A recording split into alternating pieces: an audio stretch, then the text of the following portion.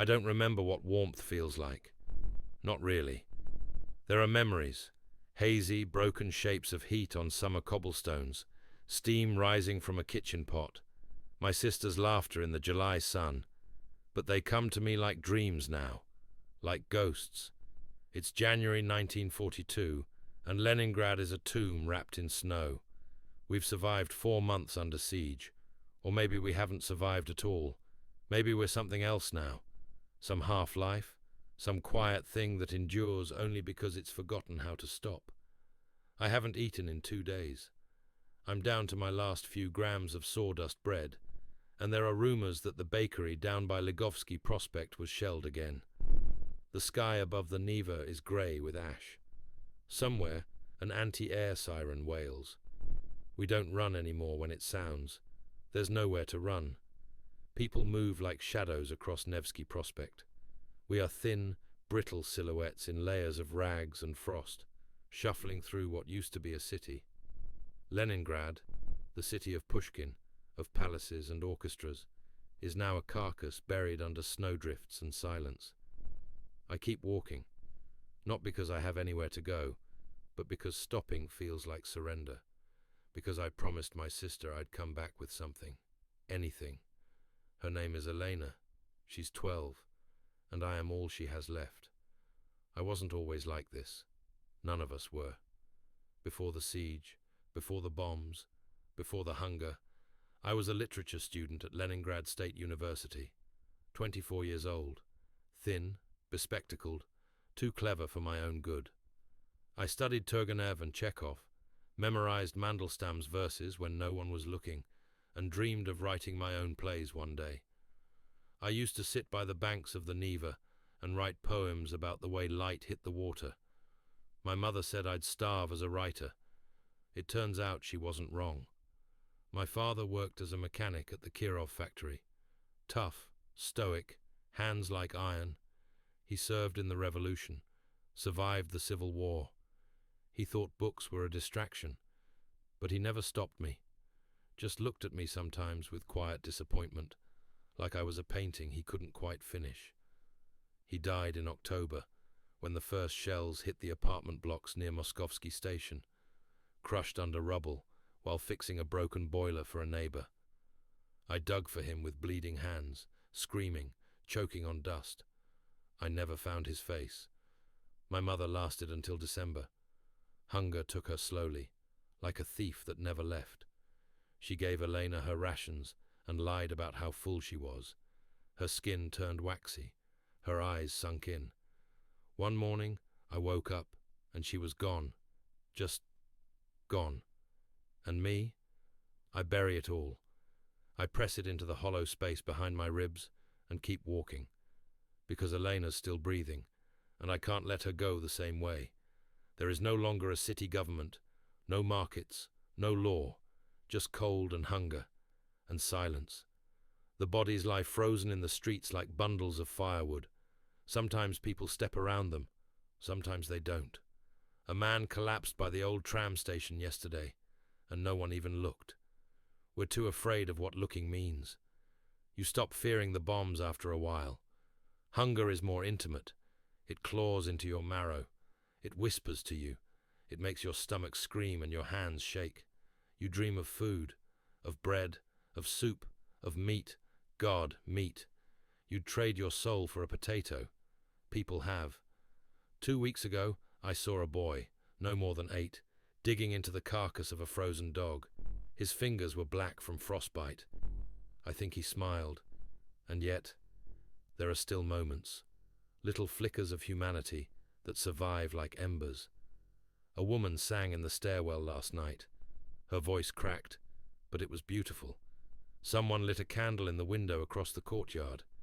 And sometimes, when I read to Elena, or when we find a crust of bread and break it between us, I feel something like hope. A thin thread of it, fragile as a hair, but real. I remember how it began. June 22nd, 1941. I was in the university library, reading when the air raid sirens screamed across the rooftops. We didn't know what it meant. People panicked. Radios crackled. And then came the voice, Molotov's voice, telling us the Germans had invaded. Operation Barbarossa, they called it later. A lightning war. Hitler's betrayal. We believed the Red Army would stop them, that they'd never reach us, that we'd push them back at the border. By September, they had surrounded Leningrad. By October, the city was cut off entirely. The Germans bombed the food warehouses first, Badaev warehouses, near the railway yard. Thousands of tons of grain gone in flames. The sky turned black with smoke, and ash rained down like snow. I watched it fall, standing on the balcony with my mother. "Now the real hunger begins," she said. She was right. A few weeks later, the ration cards changed again. 125 grams of bread a day. If you can call it bread. Half sawdust, half flour. Black, dense, bitter. You chew it slowly, because if you swallow too fast, it's gone. There are soup kitchens, if you're lucky. Watery broth. Maybe a slice of beet. Sometimes nothing at all. We stand in lines for hours, in snow that comes up to our knees, and when you reach the front and they tell you it's gone, you just walk away. No one protests. No one has the strength. Elena used to cry when she was hungry. Now she just goes quiet. Her face is pale. Her eyes look too big for her skull. I wrap her in all the blankets we have and rub her hands to keep the frostbite from spreading. I tell her stories, fairy tales, ones I make up. She laughs sometimes, and it's the only sound in this world that reminds me we're still human. There are rumors that the road of life across the frozen Lake Ladoga is open again. Trucks carrying flour and oil over the ice, dodging German bombers. The city depends on it. But the trucks are few, and the bombs are many. Every day they fall from the sky like rain, and the hunger continues. I joined a neighborhood fire watch last week. Not because I wanted to, because they made a list. Able-bodied civilians to guard buildings, to put out fires when the bombs fall. We carry buckets, we climb stairs, we pull people from the rubble. At night, I can't sleep. My hands twitch, my chest aches. Last night, I found a woman in a burned-out apartment. She had wrapped her baby in coats, tucked him under her body to protect him. She had frozen to death, arms locked in place. The baby was still alive. I don't know his name. He's sleeping in our flat now, next to Elena. I told her it's just for one night. I don't know if that's true. But she smiled and held him like he was hers. She still has the capacity to love, and that makes her stronger than I will ever be. I've begun keeping a notebook. The university gave us blank journals in the first days of the siege. I never used it. I told myself I didn't want to remember this. But now I write. Not because I think someone will read it. Not because I think I'll survive. But because I need to anchor myself to something. A record. A voice in the dark. So, this is what I write. My name is Alexander Ivanovich Morozov. I was born in 1917, the year of revolution. I am 25 years old. I am a poet, a brother, a student, and a son. And I am starving in Leningrad. The first time I stole something, I cried for an hour afterward. It was salt. A half-used bag, left in the corner of a collapsed pantry 3 floors below us. I'd gone scavenging in the building across the street. Most of it had been bombed out weeks ago, but sometimes the dead leave things behind they no longer need. The salt was in a tin canister. I didn't even know what it was at first. I opened it and dipped my finger in, tasted the sharpness. My heart leapt. I hadn't tasted anything so powerful in weeks. It burned my cracked lips. I almost shouted. It's strange, the things we miss. Salt, fire, warm socks. Back in our apartment, Elena sat beside the window, wrapped in every coat we owned. Her cheeks were pink from the cold. She was humming something, a lullaby our mother used to sing, a melody I hadn't heard in months. I sat beside her and pulled the canister from my coat pocket. Close your eyes, I told her. She did, with a little smile.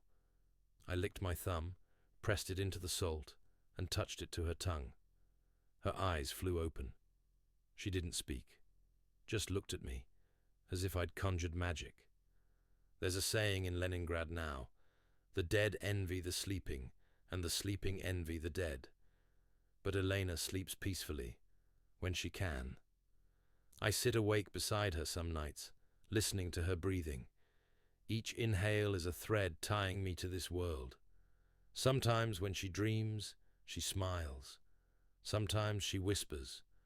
Once, she called out for our mother. I didn't wake her. I didn't have the strength. I wasn't always strong. Not like this. Not hard. In 1936, I was a boy with ink-stained fingers and too many dreams. I'd just been accepted into university, and the world felt like it was mine to mold. I wrote poems on napkins, fell in love too easily, read by candlelight in the attic of our home near the Fontanka River. That was the year I met Lydia. She was a painter, taller than me, smarter too. She saw the world in colours I didn't know existed. Her hands were always smudged with oil. Her eyes, grey as smoke, could look through you like X-rays. We met at a student protest of all places. A quiet one, nothing serious, just complaints about library closures and censorship.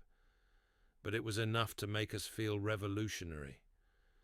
We spent that summer walking along the riverbanks, sharing books, sneaking kisses behind the stone pillars of the Peter and Paul fortress. I don't know where she is now. She left Leningrad before the war began. Her uncle had connections in Sverdlovsk. I told her to stay. She told me to come with her. I didn't. Now I wonder if she's alive. In mid-January, the bread rations were cut again, from 125 grams to 100. We waited in line outside the bakery for 3 hours in the dark, wrapped in frost. A man behind me collapsed. He didn't move again. No one helped him. We all just shuffled forward, closer to the bread. By the time I reached the counter, my feet had gone numb. I handed over my ration card. The woman behind the glass didn't even look at me. She dropped a lump of black dough into my hand. It was still warm. I clutched it like a sacred relic and ran home. Eleanor and I divided it with a sewing thread. We developed a ritual for it. We cut it into even halves, then small bites, chewed each slowly, closed our eyes while we ate.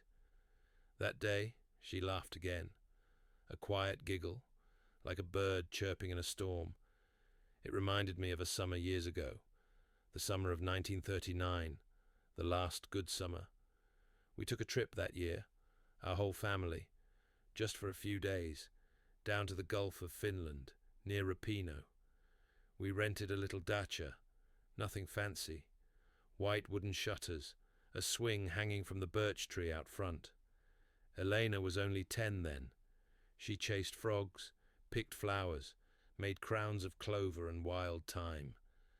I lay in the grass beside her, reading Anna Karenina, pretending not to laugh when she tried to feed a grasshopper a blueberry. Our father cooked fish over an open fire. Our mother sang old lullabies. I didn't know it at the time, but that weekend was the last time we were all together, untouched by war or death or fear. If I could step back into any moment in time, I think it would be that one. Not for the peace, but for the faces. Now the faces blur, even Elena's sometimes. I look at her and see only hollows, eyes too large, hands too thin. Her cough has returned, a sharp one, dry and deep. I found an old thermometer, but it's cracked. There's no medicine anyway. The pharmacies were stripped months ago, and the hospitals, what remains of them, are little more than morgues with doctors. But she still pretends she isn't sick. She smiles when I ask, says she's fine, says I worry too much. She doesn't know I cried in the stairwell last night after she went to sleep. She doesn't know I've started skipping my own bread rations to give her extra bites. She'd be angry if she knew. She has a stubbornness in her, the same that Mother had. I think that's why she's still alive. People are changing, not just thinning, changing. Neighbors who used to bring you tea now lock their doors. We speak less. We trust no one. And sometimes there are stories, rumors, of people disappearing, of bones in pots, of meat that shouldn't be meat. I've heard the term special meat whispered in the alleys.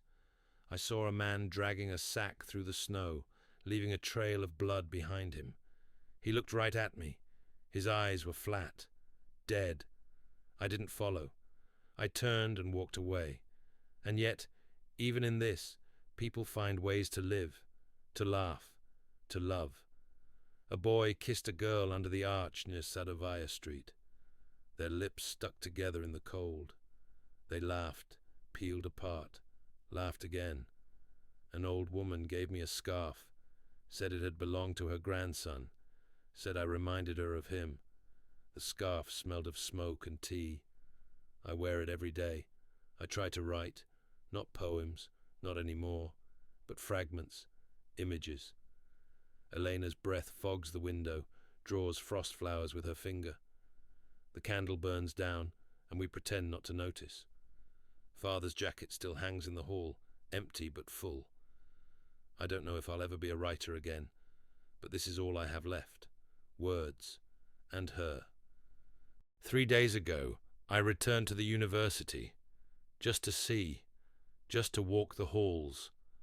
The library had been bombed. The roof collapsed. Snow covered the books like ash.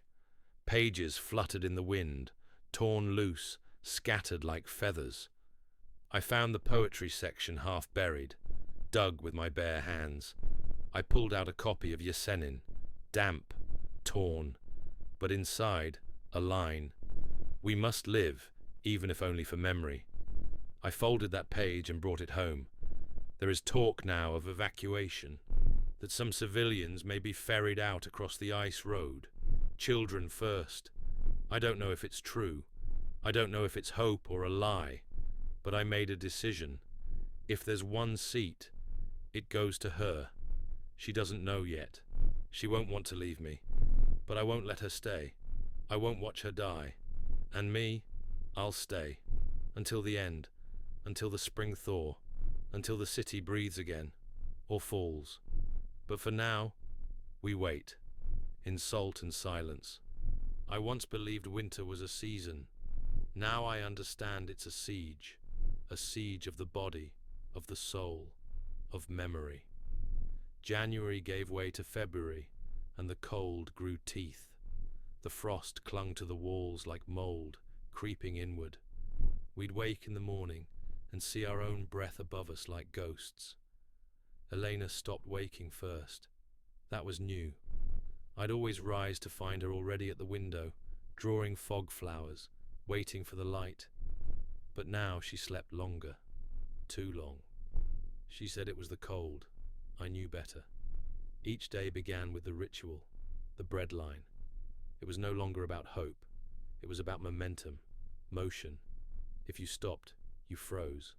If you froze, you died. The bakery queue stretched 3 blocks. I'd take my place before dawn, stand in snow up to my shins. The same faces every day. Hollow-cheeked women, boys with soot-black hands, an old man with a wheeled cart who muttered Pushkin under his breath. We all knew the rules. Don't talk, don't share, don't fall, and above all, don't draw attention. There were bread thieves now. The rations were 125 grams a day, less for children. It wasn't bread, not really. It was sawdust and barley husk and frozen air held together with desperation. Still, it was everything. One morning, I watched a woman collapse forward in line. She didn't make a sound, just crumpled. No one moved. Even the guard stayed still. Then someone stepped forward, pulled her ration card from her hand, and walked on. I didn't even see his face.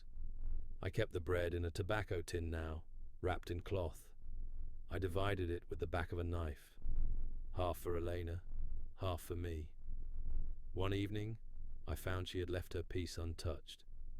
When I asked her why, she just smiled and said, "I wasn't hungry."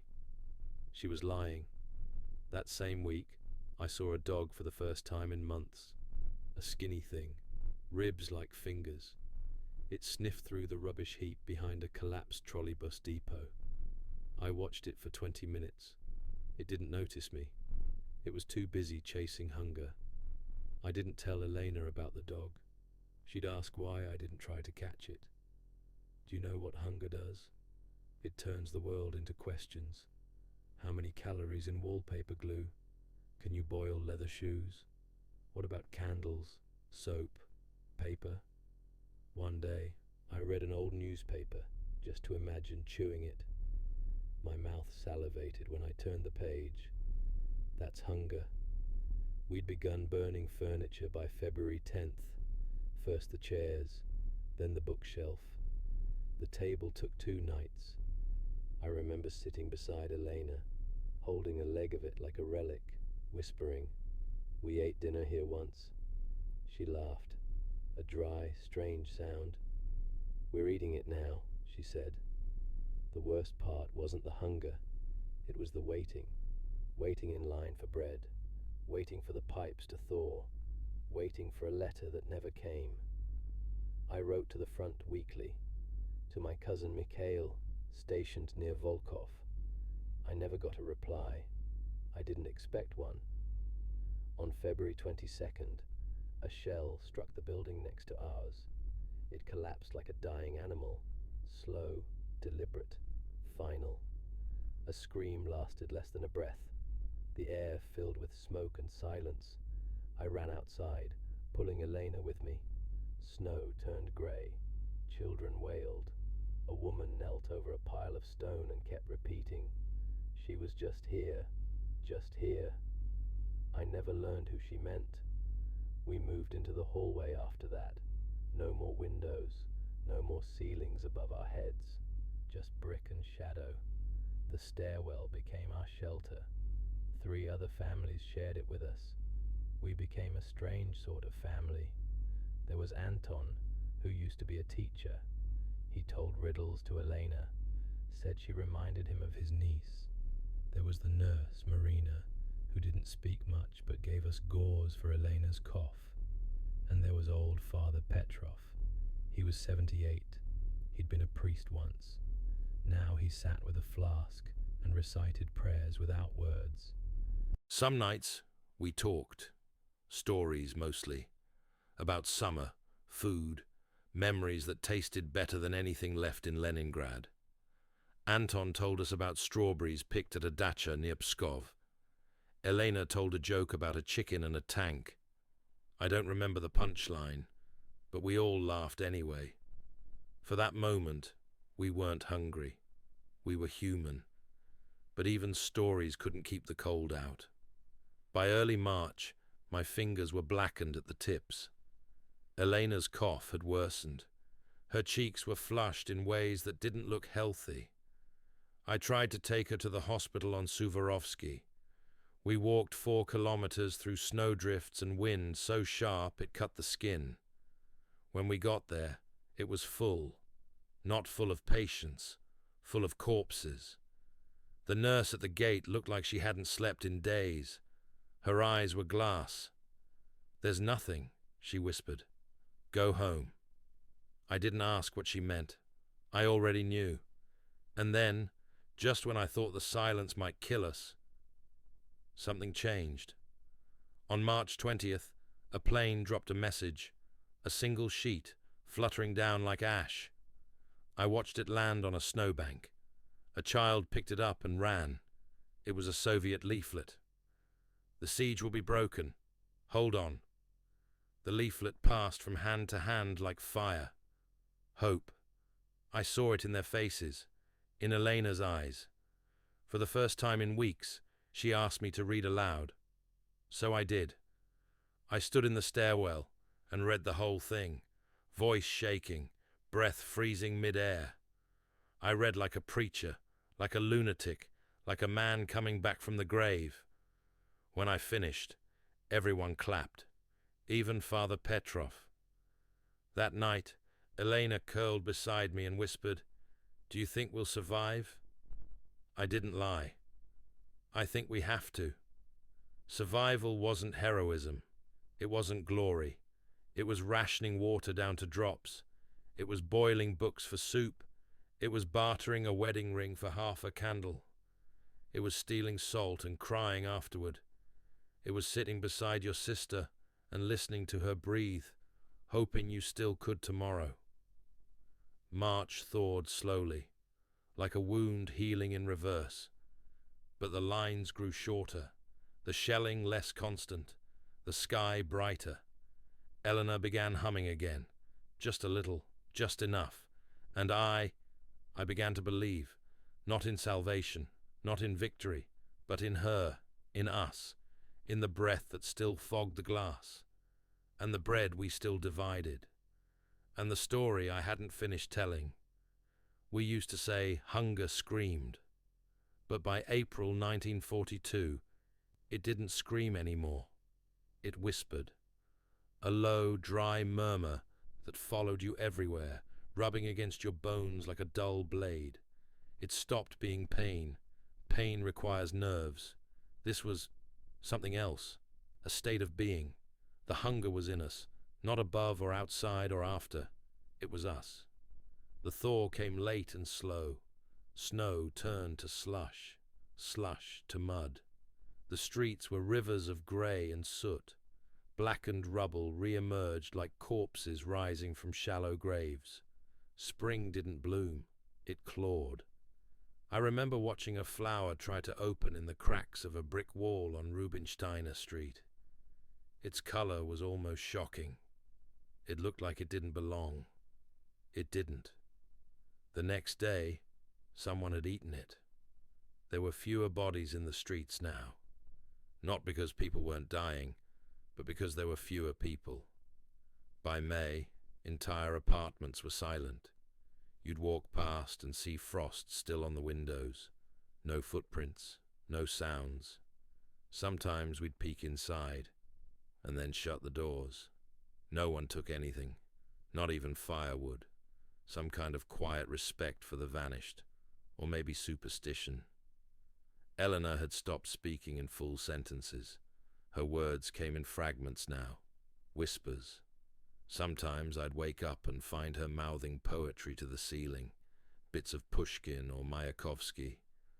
Other times she'd stare at the window and ask me what day it was. I didn't know.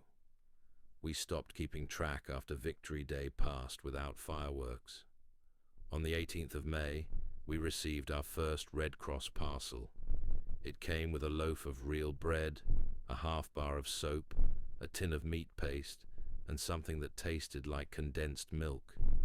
The flavor was so sweet, it hurt. Elena cried when she tasted it, not loud, just quietly, like someone remembering what it was to be alive. But the next day, Marina, the nurse, died. She simply went to sleep beside the stairwell and didn't wake up. No one screamed. No one wept. We wrapped her in the old curtain we'd used for privacy, carried her down the steps like a parcel of silence. Father Petrov said a few words, though his voice cracked on the second line of the prayer. Anton dug the grave. I stood there with my hands shaking, not from grief, but from the effort of lifting her. She weighed nothing. That was the first week we started talking about the quiet hunger, the kind that didn't steal your breath or break your bones, the kind that just wore you down until your hands trembled when you tried to tie your shoes, or you couldn't remember why you walked into a room, the kind that made you forget. One morning, I found myself outside the Philharmonia without knowing how I'd gotten there. I stood for 20 minutes before realizing I'd walked nearly 4 kilometers across the city, just to stand where I'd once played clarinet. The building was boarded up, windows broken. A shell hole had torn through the east wing. I stared at the black hole in the wall and thought, this is what we are now. I returned home with frozen fingers. Elena was waiting. She didn't ask where I'd gone. She just held out a crust of bread. I broke it in half, gave her the bigger piece. She didn't protest anymore. June came. With it, another strange gift. Sunlight. More than we knew what to do with. The nights stretched out longer. The shadows retreated. And yet, despite it, our world didn't grow any brighter. That was the cruel part. Anton began talking to himself, not muttering, full conversations, with people who weren't there. He argued with his brother, laughed with his students. Once, he screamed at someone named Larissa for leaving the kettle on. None of them were real, or maybe they had been once. One night I found him standing at the edge of the roof, arms open like wings. "I can see all of Leningrad," he whispered. "You need to come down," I said gently. "She's singing," he replied. We brought him back inside. That was the last time he left the hallway. Ration levels stabilized in July. 400 grams for workers, 300 for everyone else. Still not enough. But it gave us just enough energy to begin noticing each other again. The silence wasn't as thick. A boy played a flute in the courtyard of a collapsed school. A woman recited a poem to a small crowd of skeletons in coats. Someone painted a mural on the side of a bakery, a child holding the sun. We began sharing again. Stories, cigarette butts, cloth, time. And through it all, Eleanor grew thinner, but also more radiant. There was something strange about her now, some glow just beneath the skin, like fireflies caught in glass. She'd smile more often, sing to herself. I worried she was slipping into something I couldn't follow. I remember one evening. I'd just come back from a water run, clothes soaked, hands raw. She looked up at me and said, "Do you remember dancing?" I blinked. "What?" "Dancing," she repeated. "That summer in Sestroretsk, at the pier. You spilled kvass all over your shoes." And just like that, I did remember. The sand, the stupid song on the gramophone, her hair tied with a red ribbon. "I thought I looked dashing," I smiled. "You looked like an idiot," she grinned. And then she laughed. A real golden laugh. It rang through the hallway like church bells. Even Anton stopped muttering. That night, I found her holding the picture of our parents. She stared at it, as if trying to read their faces. "Do you think Mama would be proud?" she asked. I couldn't answer. Instead, I sat beside her and took her hand. "We're still here," I said. That was all I had. By August, the city smelled different. Smoke, always, but less of burning flesh, more of coal. Some trams even moved again. The Red Army had pushed the Germans back from the southern edge. The Luftwaffe bombings were less frequent. And still the hunger clung to us. Quieter now, more patient, like it was waiting for winter to return. I began keeping a journal again. Just names, dates, little things. The color of Elena's cheeks when she saw a pear in someone's hand. The way Father Petrov kissed Marina's flask before sleeping. The sky on July 3rd, blue like nothing I remembered. These moments were all I had left to measure the passage of time. Then, in late August, the Philharmonia reopened. No electricity, no heat, just candles and memory. Shostakovich's Seventh Symphony. I didn't go.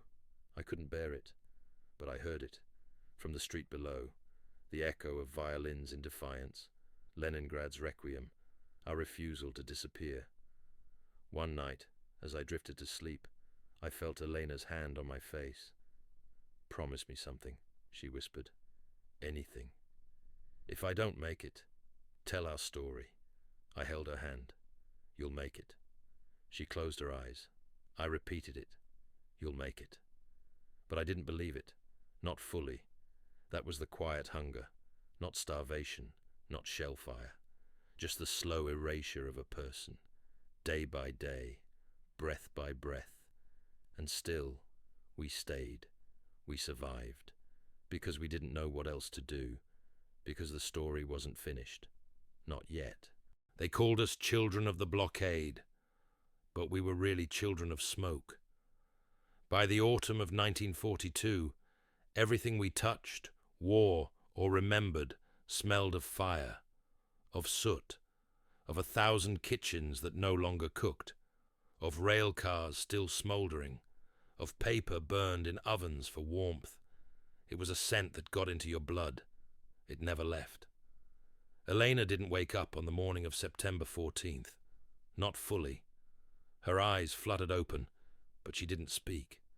Her lips were dry, cracked like old glass. I brought her a little hot water, boiled, rationed, precious. She sipped. I fed her half a sugar cube I'd been hiding for her birthday. She smiled weakly. Sweet, she whispered, like a lie. She faded slowly that week. Not like the others. Not like Marina. Not like Anton's father, who'd collapsed mid-sentence. Eleanor dimmed. Every day, a little less voice, a little less flesh, a little less Elena.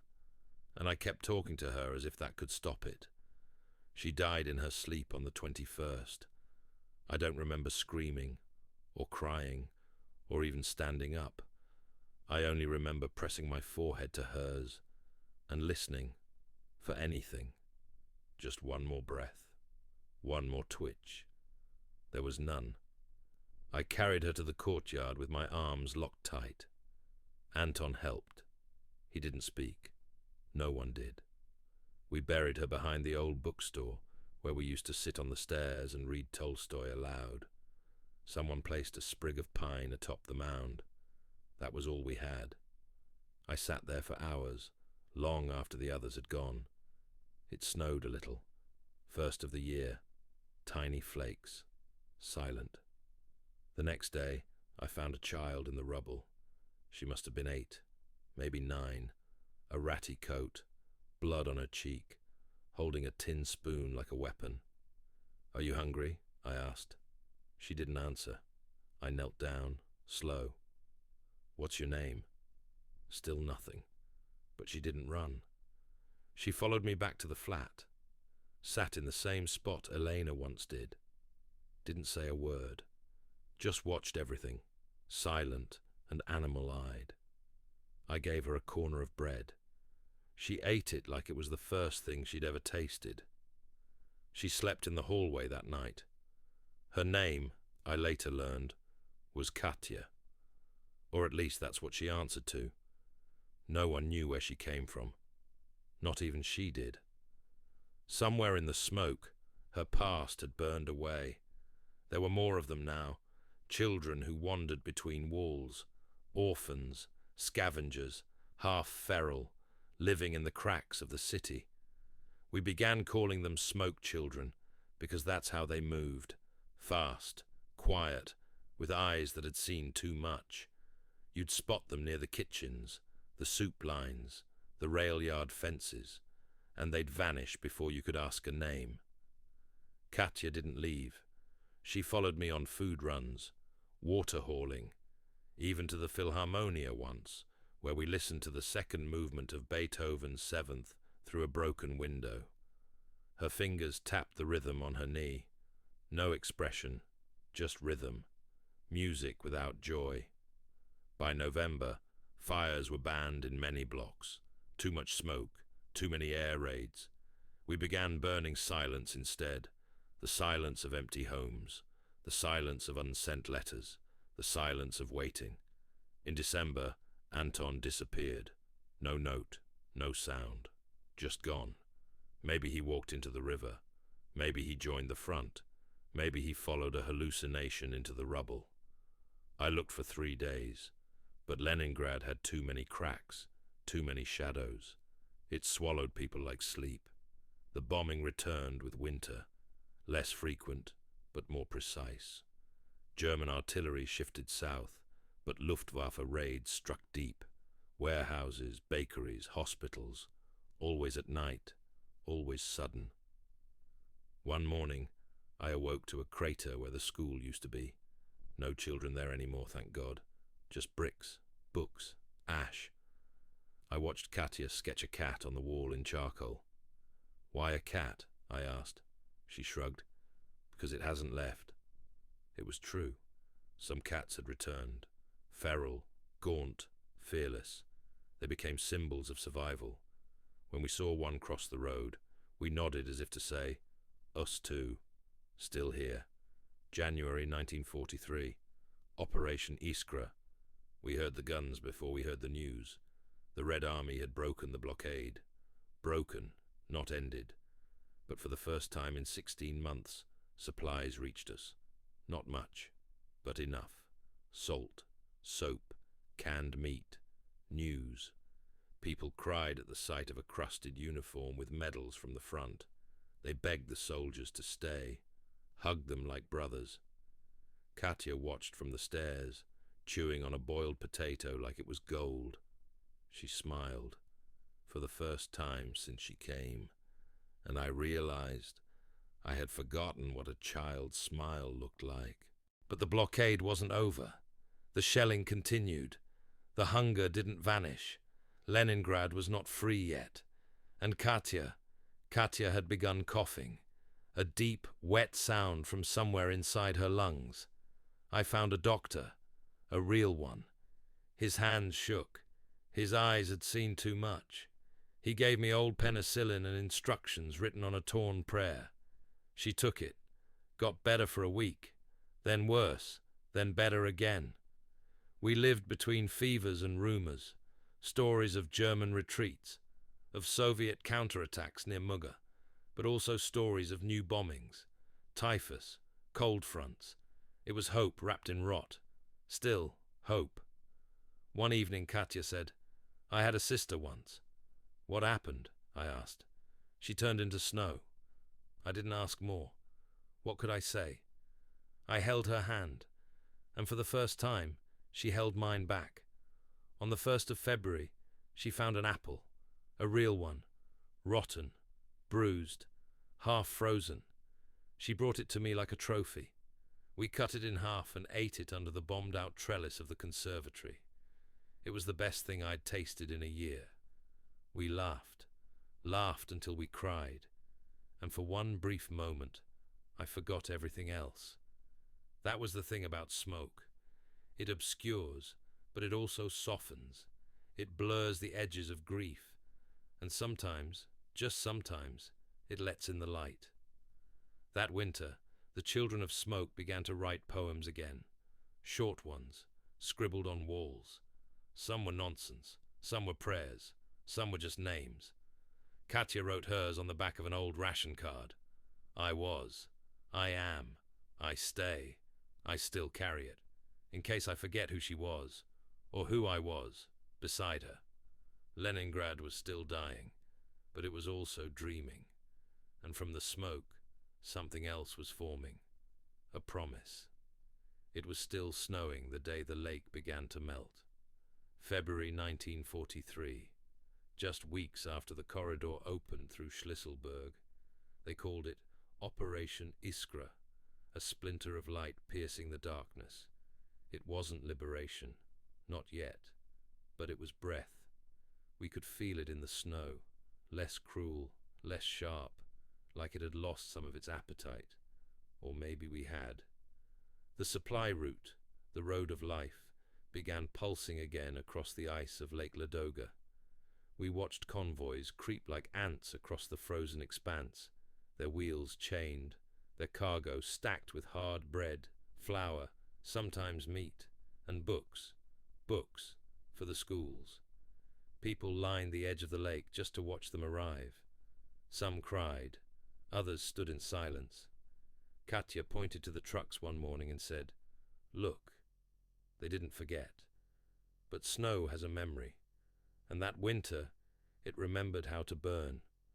There were days when the food didn't come, or came spoiled. There were raids, still, though fewer, less organized, more desperate, like the Germans were reaching in with one last claw.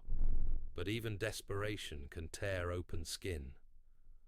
On March 4th, the bread depot near Malaya Okta was bombed. Fire tore through the quarter. I remember the flames against the snow, how they lit up the street in cruel oranges and sickly reds. Smoke curled with snowflakes. It looked like the sky was bleeding ash. Katya and I helped dig out 3 girls from the rubble. 1 lived, 2 didn't. She didn't speak for 2 days after that. I didn't ask her to. The truth was, the city had changed. Yes, food trickled in. Yes, factories were running again. But the soul of Leningrad wasn't coming back as easily as the trains. We'd become something else. People no longer spoke about after the war. They spoke about after tomorrow. That was far enough. One morning I saw a man drag a cello through the snow. The instrument had no strings, but he held it like it still mattered. He said, "I've carried this for 2 years. I won't stop now." I helped him get it back to his building. That night, he played silence on it for his family, and they clapped. On March 20th, a theatre reopened on Nevsky Prospect. Small crowd, tattered seats, 1 violinist, a war play, frontline letters. Katya and I went. She wore a ribbon I'd found in the ruins of a school. Her coat was still too big for her, her face thinner, but she smiled through the whole show. Afterward she whispered, "Do you think I could be on stage someday?" I said, "I think you already are." She didn't understand, but one day she would. I found an old woman named Valentina, who had once been a teacher. She began classes again, in a shelter near the Admiralty. I helped clear the room of rubble. She taught with chalk and soot. Katya was the first student to arrive. She never missed a lesson. Then came April, and with it, thaw. The snow turned to mud, the city to stink. Corpses thawed in alleyways and basements. Rats returned like they'd been waiting just beneath the ice. Spring always brings the dead. When I asked her why, she said, "Because everything I draw dies." I told her that wasn't true, but I didn't have an example to prove her wrong. In May, rumors came of German retreats west of Novgorod, of breakthroughs, of tanks turned around, of villages retaken, and yet the shelling continued. We heard it less frequently, but when it came, it felt personal, spiteful, a last punishment. On the 12th of May, the bakery at Legovsky was hit again. No casualties, miraculously, but the bread for 2 districts was lost. Rations dipped. Fights broke out in queues. A woman was stabbed over a bucket of sour cabbage. People hadn't changed that much. The sun returned. With it came smells we had forgotten. Trees, wet concrete, old paint, horse sweat.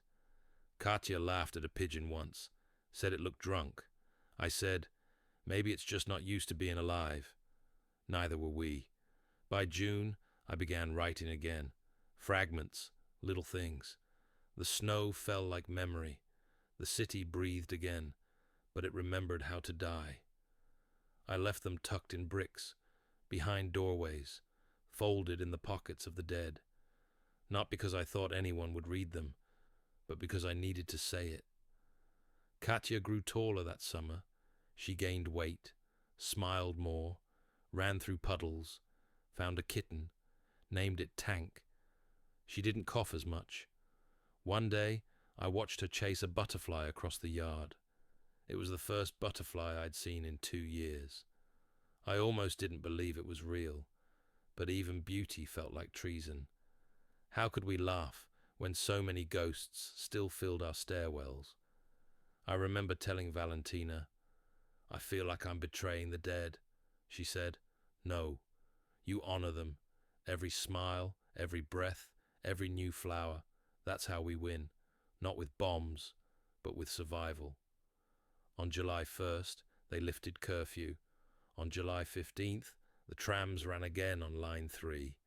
And on the first day of August, the newspapers printed one word on the front page: Jiv, alive. That word rang louder than any anthem. But the snow will come again. It always does. And I wonder, will it burn again? Or will it melt, gentle and clean? Will we remember how to live fully, or just how to last?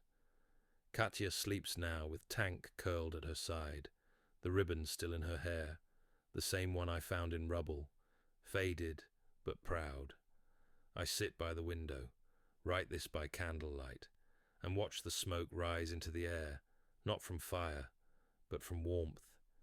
Spring came late in 1943, or maybe it just passed us by. The snow melted, yes.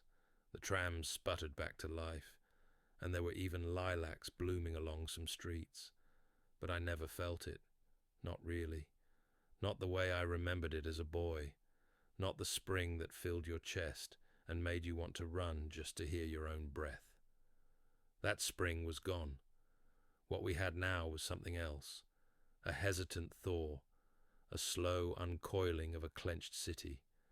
But there was no music in it. There were no maypoles, no kites, just silence and a lot of graves. I remember walking through the toweried garden one morning in April 1943. Children played there again, but not like before. They didn't run wild. They didn't shout. They played quietly, gently, as if afraid they might break the world if they laughed too hard. I sat on a bench and watched Katya draw a bird in the dirt with a stick. She told me it was a swan, though its neck looked broken. I didn't correct her. I had started working again too, something resembling normal life. The city had created reclamation crews, groups assigned to gather scrap, repair wiring, reclaim bricks from bombed buildings. I volunteered. We weren't paid in rubles. We were paid in bread and sometimes cigarettes. There were 6 of us, 2 old women, a boy who lied about his age, a carpenter with only one hand, and a man named Yuri, who never said where he'd been before the war. Yuri and I became friends, though he rarely spoke. When he did, it was always something sharp, true, final. One afternoon, I found a set of silver spoons buried in rubble behind an old bakery. Yuri looked at them, then said, "There were people who died for those." I nodded. "Do we keep them?" He shrugged. "What for? They'll just remind us we used to eat more than soup." That was the kind of spring we had, the kind where spoons felt dangerous. On May 9th, the anniversary of the victory at the Winter War, was marked by a public reading of Stalin's speeches near the Field of Mars. I didn't go. Instead, I visited the Piskaryovskoye Memorial Cemetery. By then, over 400,000 were buried there, most in mass trenches, most with no names. I walked row by row. There were no headstones, just plaques, dates, and the great stone markers. I read them like a prayer. Katya had left a ribbon tied around a small birch tree there. She called it her friend tree. She said it was growing up with her. But the war still loomed. The Germans had been pushed back beyond the Sinyavino heights. The corridor to the city was widened. Trains brought bread and soldiers, and the factories, those red beasts, began to roar again. The Kirov works made tanks again. The Leningrad naval base trained fresh sailors, and children like Katya returned to school, seated on broken chairs, beneath windows with no glass. Sometimes I wondered if she remembered the first winter, if she remembered her parents' faces or just their outlines. She never spoke of them. Only once, as she swept our floor, she said, "Do you think Mama was warm when she left?" I wanted to lie. I wanted to say yes, but I said, "I think she held you until the very end." That seemed to be enough. We went to the Neva one Sunday in June. The river had thawed completely. You could smell it again, the wet stone, the boat oil, the iron tang of rails beneath the bridges. Katya skipped stones. I watched the current and imagined it carrying pieces of the past out to the sea. Old coats, shoes, names, prayers. Maybe it did. That night I dreamt of snow, but it wasn't white. It was black and hot, and it fell in slow spirals like ash from a burning cathedral. In the dream, the city was empty. No people, no sound, just the hiss of falling soot. I woke up with the taste of it in my mouth. One evening, Yuri handed me a cigarette and said, "The hardest part isn't that we suffered, it's that we survived it." I asked what he meant. He tapped his chest.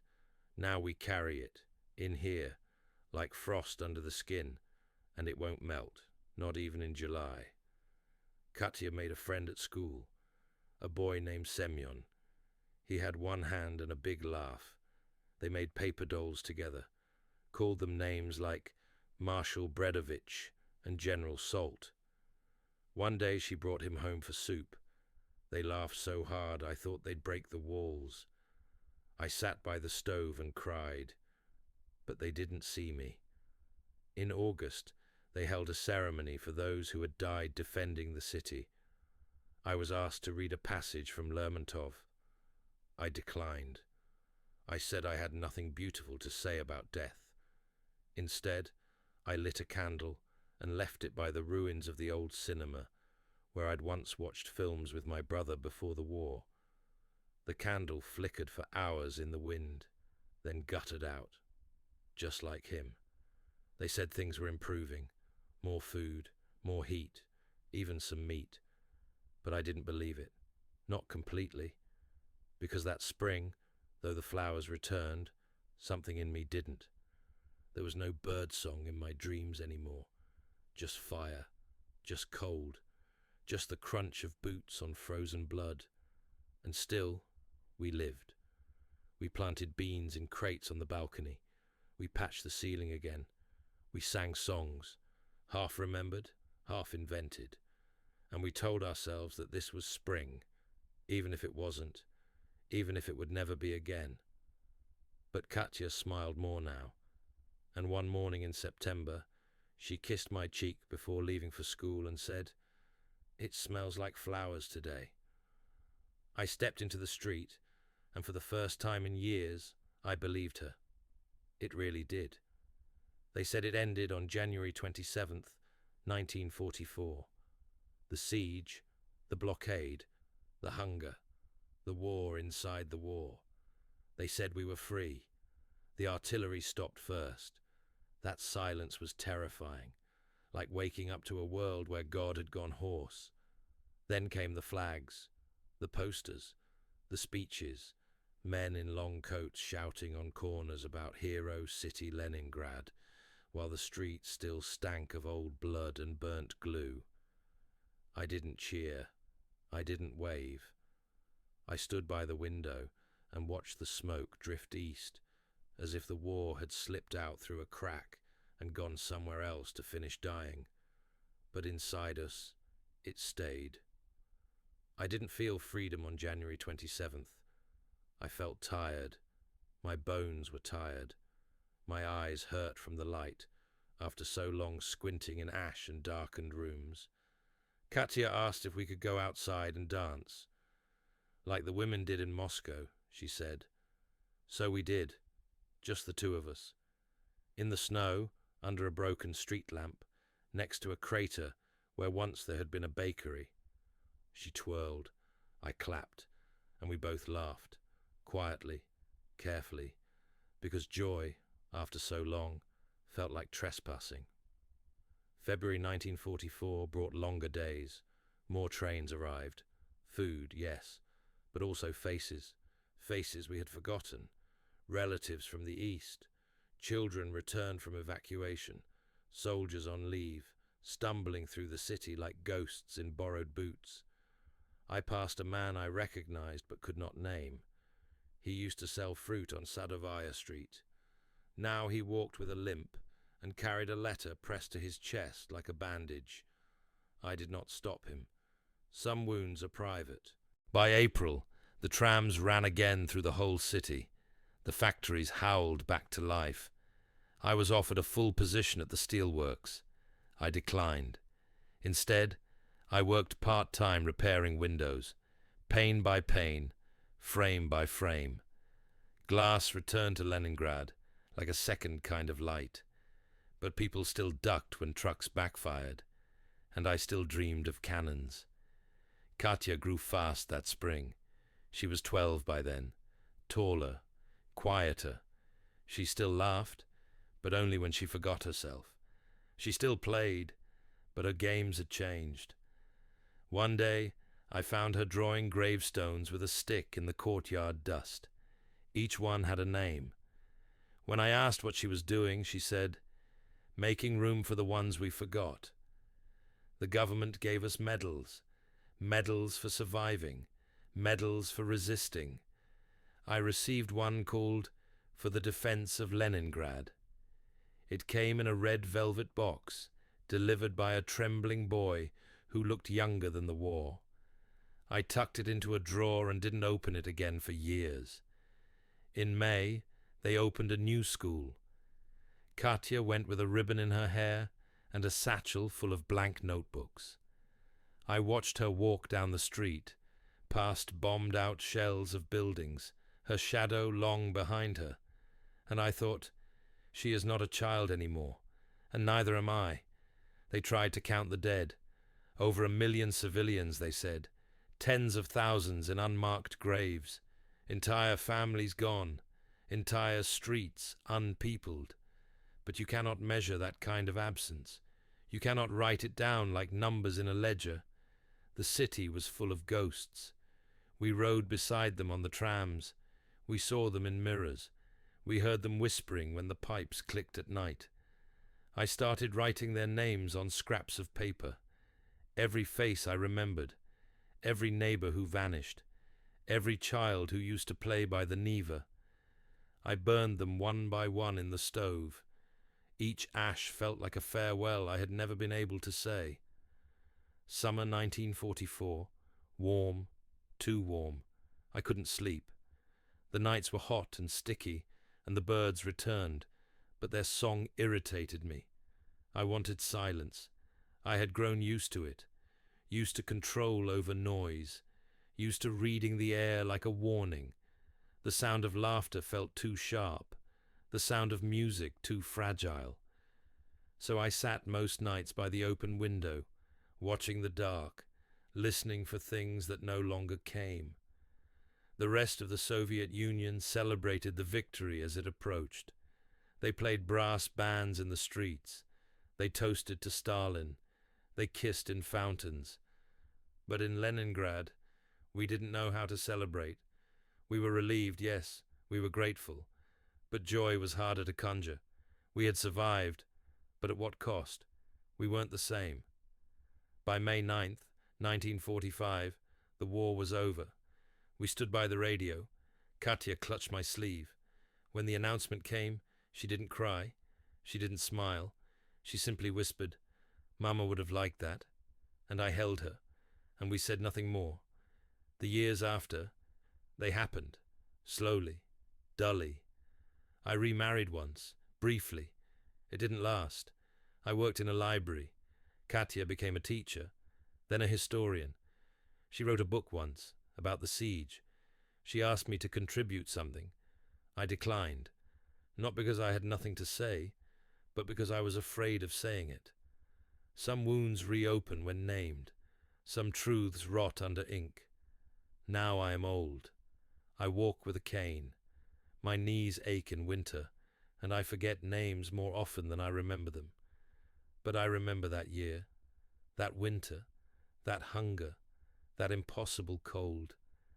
I remember every face I couldn't save, every name I never said aloud, every hour that felt like its own eternity.